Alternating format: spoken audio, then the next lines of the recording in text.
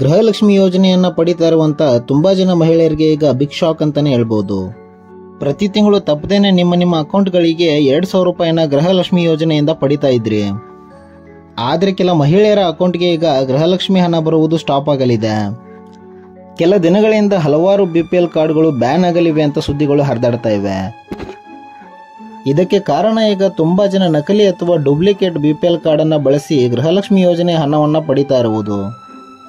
ಇದರ ಜೊತೆಗೆ ಈಗ ರಾಜ್ಯ ಸರ್ಕಾರದ ಮಾನದಂಡಗಳು BPL ಕಾರ್ಡ್ನಲ್ಲಿ ಹೊಂದಿಲ್ಲದಿದ್ದರೆ ಆ ಒಂದು BPL ಕಾರ್ಡನ್ನು ಬ್ಯಾನ್ ಮಾಡಲಾಗುತ್ತಿದೆ. ಒಂದು ಫ್ಯಾಮಿಲಿ ಇನ್ಕಮ್ ಅಂದರೆ ವಾರ್ಷಿಕ ಆದಾಯ 1,20,000ಕ್ಕಿಂತ ಹೆಚ್ಚಿದ್ದರೆ ಆ ಒಂದು ಕಾರ್ಡನ್ನು ಬ್ಯಾನ್ ಮಾಡಲಿದೆ ಅಂತ ಕರ್ನಾಟಕ ಸರ್ಕಾರ ಹೇಳ್ತಿದೆ.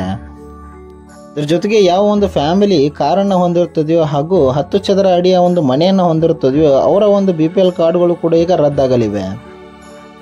ಸೊ BPL ಕಾರ್ಡ್ಗಳು ರದ್ದಾದ ನಂತರ ನೀವು ಯಾವುದೇ ರೀತಿಯ ಮೆಡಿಕಲ್ ಫೆಸಿಲಿಟೀಸ್ ಆಗಿರ್ಬೋದು ಹಾಗೂ ರೇಷನ್ ಆಗಿರ್ಬೋದು, ಗೃಹಲಕ್ಷ್ಮಿ ಯೋಜನೆಯ ಒಂದು ಫೆಸಿಲಿಟಿ ಕೂಡ ನಿಮಗೆ ಸಿಗುವುದಿಲ್ಲ.